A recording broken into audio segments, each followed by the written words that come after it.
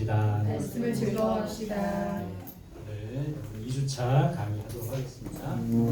자, 제목 한번 읽어볼까요? 시작. 성경은 어떤 책인가요? 우리가 이제 말씀 묵상을 지금 하고 있는데 사실은 이 성경 말씀을 가지고 이제 묵상을 하는 거예요.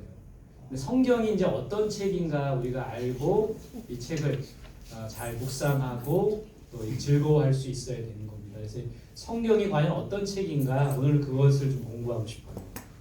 성경이 어떤 책이냐 하는 공부를 하기 전에 먼저 우리가 이 말씀 묵상, 여러분 이 말씀 묵상이라는 게 큐티라는 게 언제부터 시작이 됐을까요? 언제부터 시작이 됐을까요? 큐티의 이 말씀 묵상 큐티의 근원은 여기서부터 시작, 종교 개혁에서부터 시작된다고 말합니다. 종교 개혁을 일으켰던 사람이 누구죠? 네, 마틴 루터. 95개조 반박문을 이렇게 성당 앞에다 붙여놓고 이제 이 종교 개혁이 시작된 겁니다. 근데 여러분 루터가 이 종교 개혁의 첫 출발점이 되기도 했지만 이 루터가 한 또 중요한 한 가지 일이 있어요. 그게 뭔지 아세요 혹시? 어떤 일일까요? 네? 성경 번역인가요? 정확히 맞추셨어요. 루터가 한 일이 뭐냐면 독일어 성경을 번역한 일을 했습니다. 이전까지 이 독일어 성경을 루터가 번역하기 전까지 이 교회는 어땠냐면요, 이 라틴어로 이 성경이 돼 있었어요. 그러니까 이 라틴어 성경은 사제들만 읽고 사제들만 우리 신도들에게 전한 겁니다. 그러니까 이 일반 성도들이나 신도들은 성경을 갖고 있지 않았던 거예요. 갖고 있어도 못 읽어요. 라틴어로 돼 있기 때문에. 라틴어는 독일 사람들이 이 라틴어를 공부하는 거는 신학적인 교육을 받은 사람만이 할 수 있었던 거죠. 그래서 이 루터가 종교 개혁과 더불어 한 일이 독일어 성경 번역을 한 겁니다. 그래서 그 독일어 성경 번역을 사람들에게 보급을 한 거예요. 근데 여러분 여기서 깜짝 퀴즈. 루터가 이 번역한 독일어 성경은 가격이 얼마나 됐을까요? 우리나라 돈으로. 비쌌을까요? 쌌을까요? 쌌을까요? 다 숫자고로 번역한 건데 역사학자들은 그때 당시에 독일어 루터가 번역한 독일어 번역 성경이 140만 원 정도 했대요. 140만 원. 근데도 그것이 이제 판매가 되고 나서 절판이 됐다고 합니다.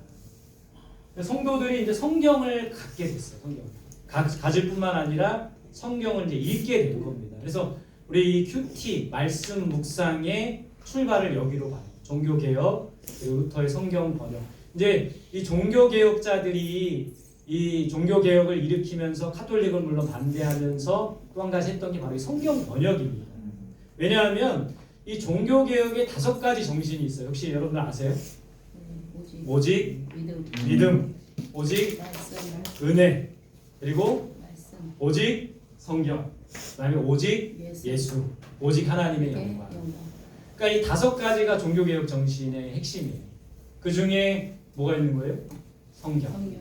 그러니까 전에 종교 개혁 전에는 사제들만 갖고 있었던 이 성경을 루터를 비롯한 많은 사람들이 라틴어 되는 성경을 번역하면서 일반 성도들도 갖게 되고 일반 성도들도 이 성경을 읽고 또 공부하게 되었다라는 그런 어떤 이것이 바로 이 말씀 묵상 큐티의 출발점이라고 본다는 겁니다. 여러분 그때에 비하면 우리는 얼마나 복된 지금 이 시간을 보내고 있는 겁니까? 복된 때를 보내고 있는 거예요. 성경 한 권에 140만 원 했지만 그것을 샀어요. 근데 지금은 물론 제가 이게 성경 서점에 가보니까 기독교 서점에 가보니까 성경이 많이 올랐어요. 근데 한 3만 원, 3만 원은 없습니다. 4만 원, 5만 원 되는 이 성경을 누구나 갖고 있고 2권 갖고 있는 분들도 계시고 얼마나 이 성경을 읽기가 좋습니까? 거기다 게다가 우리는 또 큐티 책도 나눠주는데 여러분 이것이 바로 종교개혁의 정신, 오직 성경. 우리가 이 전통 아래 지금 우리 교회를 세워나가고 있다는 겁니다. 그래서 매일 성경을 읽고 묵상하고 지켜 행하는 것이 너무나 중요하다는 겁니다. 자 이제 오늘 본론입니다. 이 성경은 어떤 책인가? 여러분 이 성경은 어떤 책입니까? 여러분들 한번 답을 해보세요. 성경은 어떤 책이에요? 거기 나와 교재에 나와 있는 거 말고 여러분 성경 어떤 책이에요? 하나님의 감동된 것으로. 거기 교재에 나와 있어요. 민동이 성경은 어떤 책입니까? 하나님의 말씀. 정원호 씨는 성경은 어떤 책이에요? 하나님의 말씀과 그다음에 그 삼민족의 그 유대 네. 그 사람들의 가자치가 담겨 있고 그것들이 나타나는 지금 중요한 얘기를 하셨어요. 이게 하나님의 말씀이기도 하지만 이 성경은 히브리어 헬라어로 써 있고 유대 이스라엘 백성들의 어떤 표준이 되는 말씀이잖아요. 그러니까 이스라엘 백성들의 문화와 관습과 전통 이것을 떠나지 않는 책이라는 겁니다. 그래서 우리에게 어렵게 와닿을 수도 있고 우리에게 쉬운 책이 아닐 수도 있다는 거죠. 이 성경은 첫 번째 뭡니까? 살아계신 하나님의 말씀. 네, 거기다가 빈칸을 또 쓰시면 됩니다. 살아계신 하나님의 말씀이다. 이사야 40장 8절에 푸른 마르고 꽃은 시드나 우리 하나님의 말씀은 영원히 서리라. 여러분 이 세상이 변하고 뭐 사라졌다가 생겼다가 없어지는 것도 있고 이 세상의 모든 화려한 꽃도 지고 풀도 마르지만 결국에는 하나님의 말씀은 변하지 않고 영원히 선다는 겁니다. 그래서 우리는 무엇을 붙잡아야 됩니까? 말씀, 살아계신 하나님의 말씀을 붙잡아야 돼요. 그래야지만 이 세상의 영원한 것들을 우리가 얻게 된다는 겁니다. 두 번째 뭡니까? 빈칸에 성령의 감동. 네, 성령의 감동으로 쓰여져 있다. 이 성경은 여러 저자가 있습니다. 다윗도 있고 바울도 있고 뭐 솔로몬도 있고 여러 저자가 있지만 그들이 다 자기 인간의 생각과 지혜를 쓴 것이 아니라 하나님의 영의 감동을 받아 썼대요. 디모데후서 3장 16절 같이 한번 읽어볼까요? 시작. 모든 성경은 하나님의 감동으로 된 것으로 교훈과 책망과 바르게 함과 의로 교육하기에 유익하니. 자, 모든 성경이 뭐로 되어 있다고요? 하나님의 감동. 하나님의 감동으로 쓰여졌기 때문에 이걸 읽을 때도 뭐가 있어야 되는 거예요? 하나님의 감동이 있어야 되는 거예요. 저는 우리가 큐티 할 때 말씀 묵상할 때 하나님의 감동함으로 이 말씀을 깨달을 수 있도록 하나님의 감동으로 묵상할 수 있도록 그렇게 기도해야 되는 거예요. 자, 세 번째 뭐에 대해서 증언하는 책입니까? 예수 그리스도님. 예수 그리스도, 예수님에 대해서. 요한복음 5장 39절 너희가 성경에서 영생을 얻은 줄로 생각하고 성경을 연구하거니와 이 성경이 곧 내게 대하여 증언하는 것이다. 나는 예수님이겠죠. 그래서 이 성경은 무엇보다 예수님에 대해 증언하고 있다는 겁니다. 자, 4번에 뭘까요? 빈칸에 진리 아니고 은혜 아니고 구원에 이르는 맞아요. 구원에 이르는 지혜. 디모데후서 3장 15절에 이렇게 돼 있죠. 어려서부터 성경을 알았는 성경은 그리스도 예수 안에 믿음으로 말미암아 구원에 이르는 지혜가 있게 하느니라. 그래서 여러분 이런 경우도 있습니다.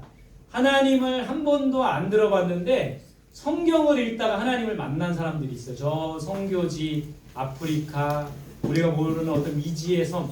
그래서 우리나라에 최초에 온 선교사님들이 성경을 보급을 했어요. 성경.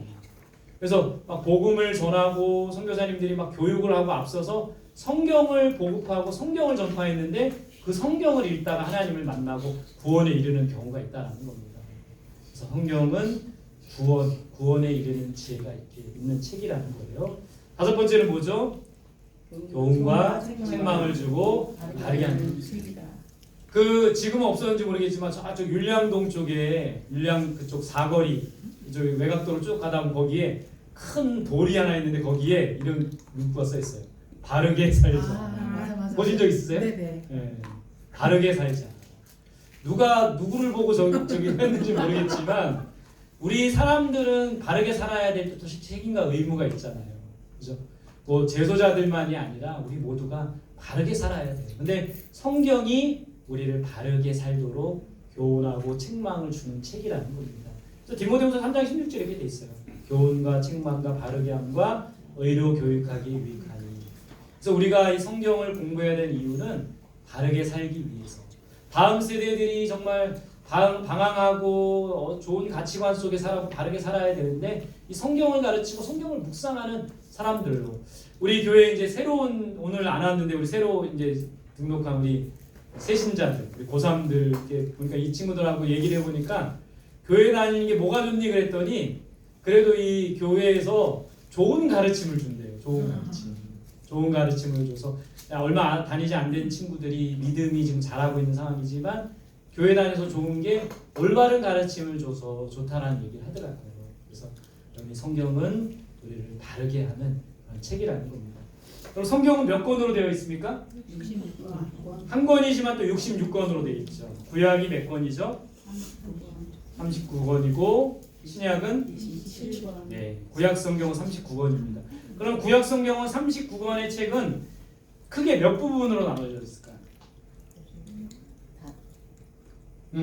네, 5개로 나눠져 있어요. 5개. 5개.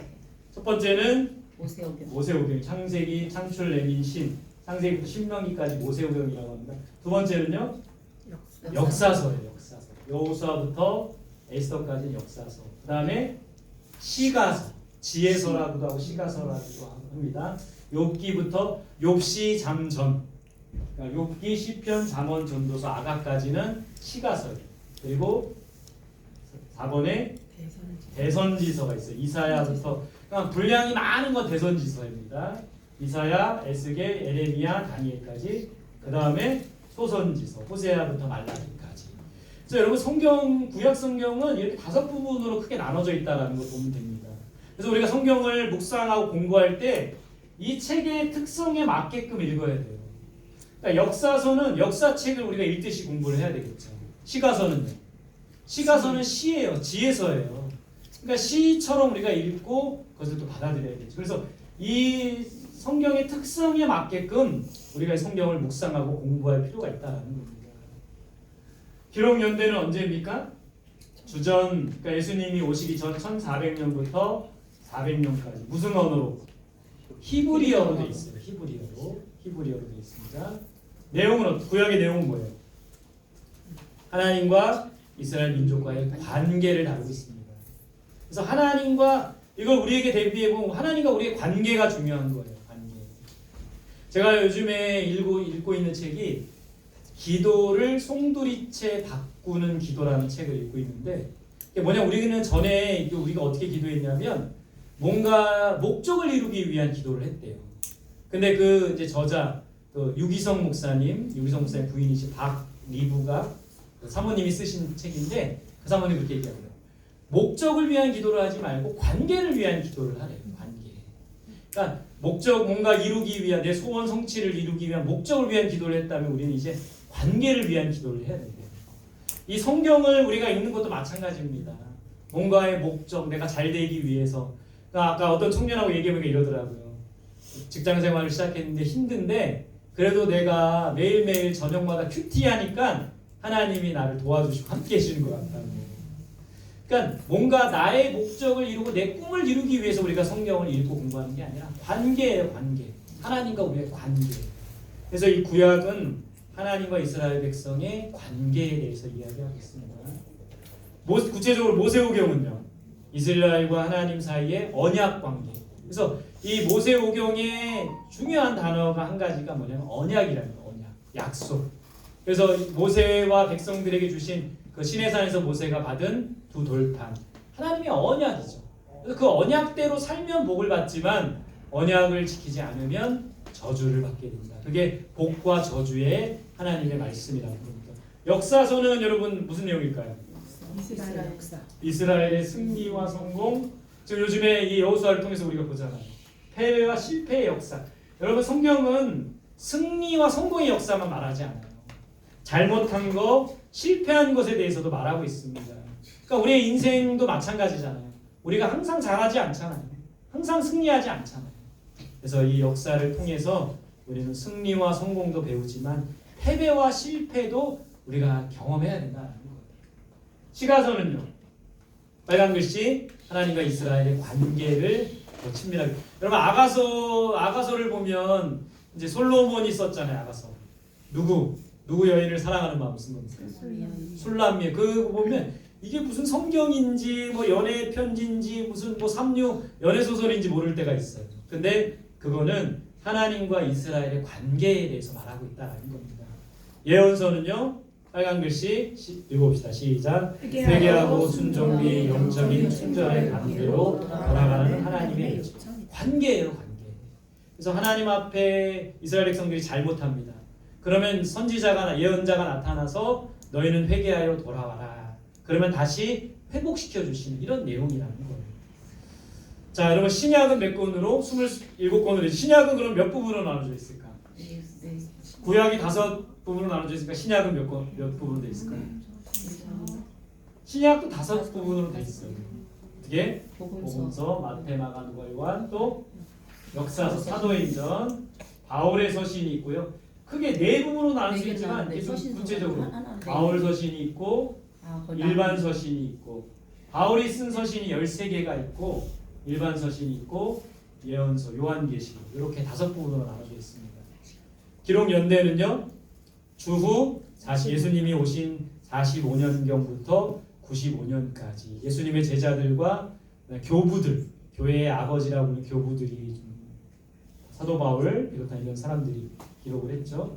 내용은 우리 대신 십자가에서 죽으신 예수님에 대해서 또 그분이 신약의 실천이 뒤따르는 교훈 그것을 알려주고 있습니다. 그래서 복음서는 우리에게 예수 그리스도의 탄생과 삶과 사역과 죽음 그리고 부활에 대해서 이야기해주고 있고요. 사도행전은 예수님 돌아가신 후에 사도들의 어떤 행동과 말씀 전파, 전도하는 내용이 기록하고 있고요. 바울의 서신은요. 특정 교회에 보내는 편지로서 교리와 그 교리에 따른 실천. 그래서 이 서신서는 실천을 강조하고 있습니다. 말씀대로 살아갈 것에 대해서. 일반 서신은요. 추가적인 가르침과 적응으로 바울 서신서를 보완하고 있대요. 요한계시록은요. 마지막 시대에 일어날 사건들을 예언하고 있다. 이렇게 5부분으로 되어 있습니다. 그래서 우리가 성경을 읽을 때 이것이 역사적인 책인지 또 편지 글인지 이것이 시적인 글인지 지혜서인지 예언서인지 그 특성을 알고 이게 성경을 읽고 묵상하는 게 중요합니다. 자, 성경의 주인공은 누구죠? 여러분 어느 책이든지 주인공이 있어요.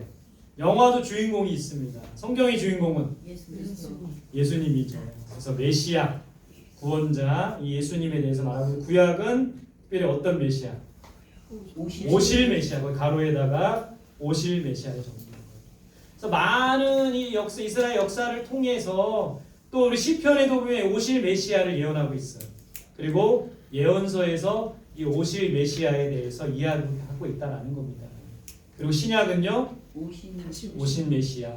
복음서는 예수님이 오셔서 많은 행적들을 가르침과 행적들을 가르치고 있고 사도행전은 그 이후의 사도들의 어떤 이야기, 서신서를 통해서 예수님의 가르침을 실천을 강조하며 또 전하고 있는 그런 모습을 보게 되는 겁니다. 결국에 요한계시록에서도 요한이 말하고자 하는 것은 이 세상은 로마 황제가 다스리는 세상이고 온 여러 열국들이 다스리는 세상이지만 결국에는 메시아 예수 그리스도가 이 땅에 다시 오실 때 이 세상을 통치할 것이다 라는 것을 전하고 있다는 겁니다. 그래서 성경의 주인공은 예수님이다. 성경을 읽을 때 우리는 항상 예수님을 발견하고 예수님을 알아야 되는 거예요. 그래서 우리가 성경을 통해서 항상 예수님을 발견하고 알아갈 수 있기를 바랍니다. 자, 이제 성경을 그러면 우리가 어떻게 읽어야 되는가? 성경이 어떤 책인지는 제가 개요를 말씀드렸는데 어떻게 읽어요? 첫 번째 뭘까요? 하나님의 감동으로. 네, 성령의 감동으로 읽어야 돼요. 왜냐하면 성경은 성령의 감동을 받은 사람들이 썼기 때문에 성령의 감동으로 또 읽어야 됩니다. 묵상도 성령의 감동으로 묵상. 왜 이 성경이 어렵냐면 이 성령의 감동으로 쓰여져 있기 때문에 성령께서 우리의 영안을 열어주셔야 되는 거예요. 눈을 밝혀주셔야지만 이 말씀을 깨닫고 말씀을 깊이 묵상할 수가 있다는 겁니다. 그래서 성령의 감동하심. 그래서 여러분 이 성경을 묵상할 때 항상 기도로 시작하는 거예요. 성령님 오늘 이 시간에 이 말씀을 깨닫게 해주시고 말씀을 통해 우리가 살아갈 수 있도록 도와주세요. 그런 기도를 해야 된다는 겁니다. 두 번째는 누구 중심으로 읽어야 돼요? 성경은 예수님 중심으로 읽어야 된다는 겁니다. 예수님 중심. 왜냐하면 이 성경의 주인공은 예수님이기 때문에 성경을 통해 예수님을 발견하고 우리가 예수님을 알아야 되기 때문에 예수님 중심으로 성경을 읽어야 됩니다. 자, 세 번째, 성경은 또 어떻게 읽어야 됩니까? 책의 뭐에 따라서? 구조? 네, 구조. 책의 특성에 따라서. 아까 이 구약과 신약이 5부분으로 있다고 했잖아요. 모세오경, 역사서, 성문 여기 네 부분으로 나눠져 있지만 우리 예언서를 두 부분으로 나누고 아까 우리가 서신서를 두 부분으로 나눴는데 이 성경의 특성에 따라서 읽어야지만 그 성경을 올바로 이해할 수가 있다는 겁니다.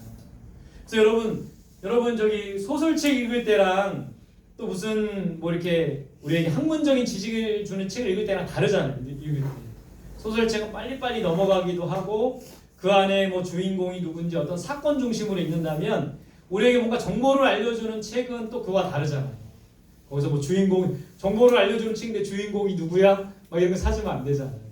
또 예를 들어 시는 막 이렇게 읊조리면서 읽어야 되잖아요. 시는 뭐 이렇게 좀 읊으면서 분위기 있게 이렇게 읽어야 되는데 시를 딱딱한 어떤 편지글로 읽으면 안 되는 거잖아요.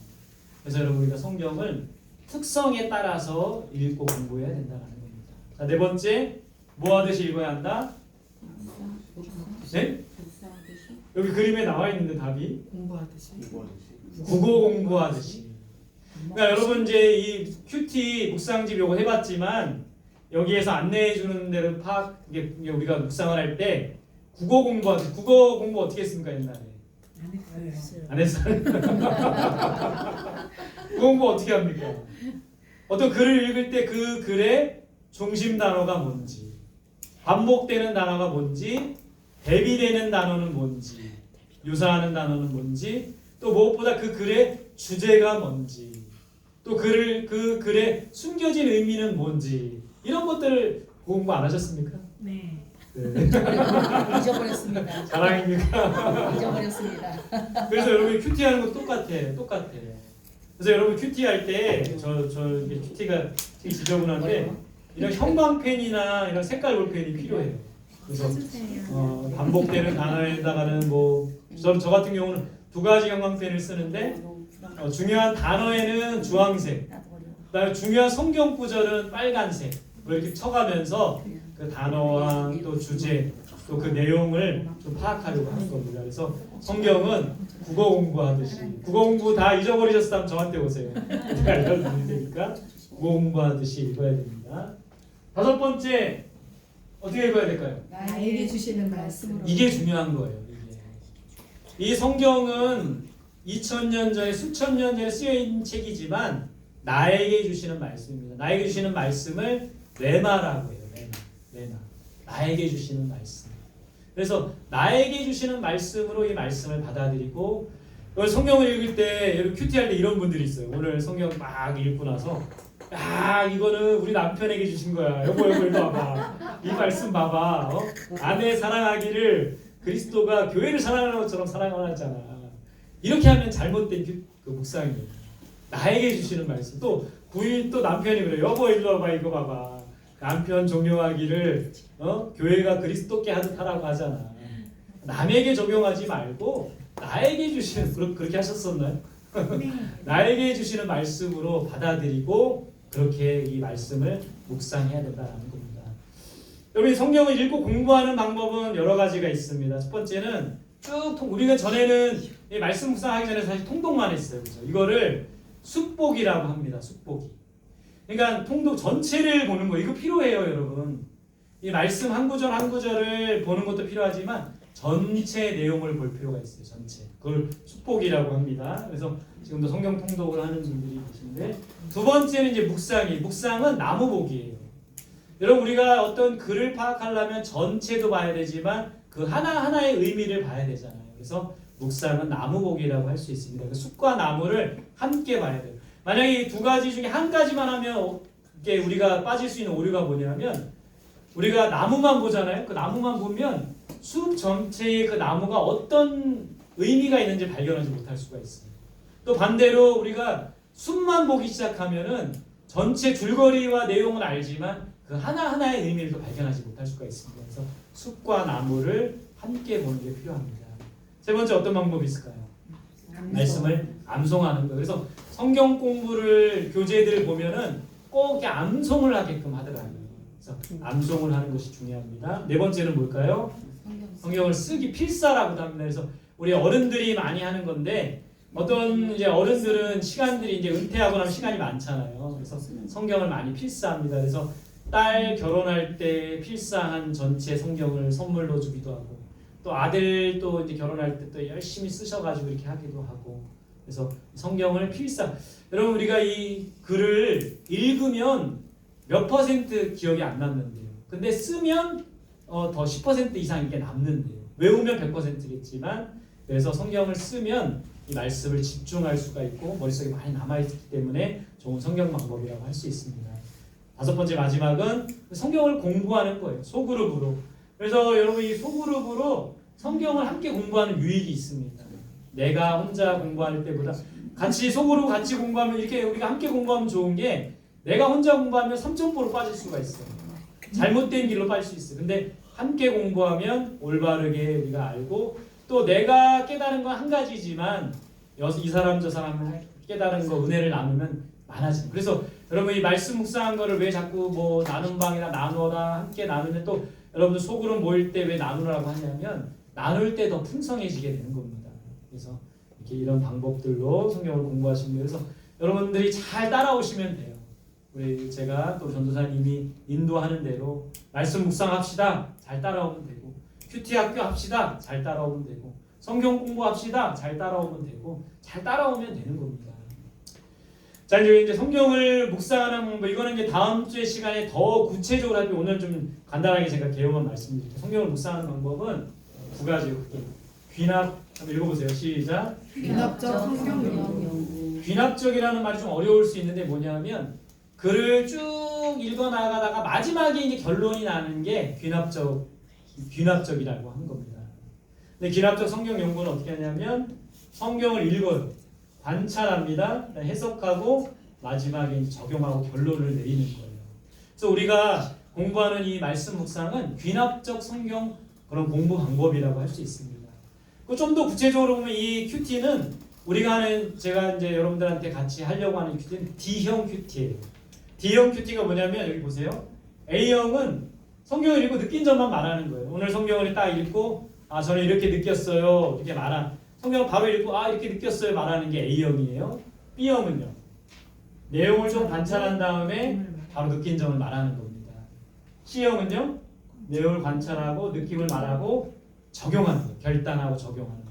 근데 우리가 하는 이 D형 지금 우리가 계속 해야 될 D형 큐티는 내용을 먼저 관찰합니다. 그리고 묵상해요. 그리고 느낀 점을 정리하고 그리고 마지막 결단과 적용. 그래서 여러분 우리가 하는 이 큐티는 D형 큐티라는 거.